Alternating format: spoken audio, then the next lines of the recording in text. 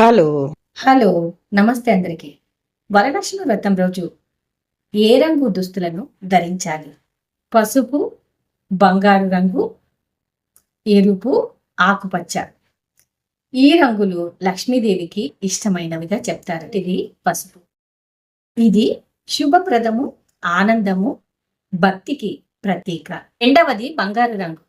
శ్రీ సూక్తం ప్రకారము బంగారు రంగు లక్ష్మీదేవి అమ్మవారికి ఎంతో ప్రీతికరమైనదిగా చెప్తారు. బంగారు రంగు దుస్తులను ధరించడం ద్వారా అమ్మవారి అనుగ్రహం త్వరగా లభిస్తుంది అని నమ్ముతారు.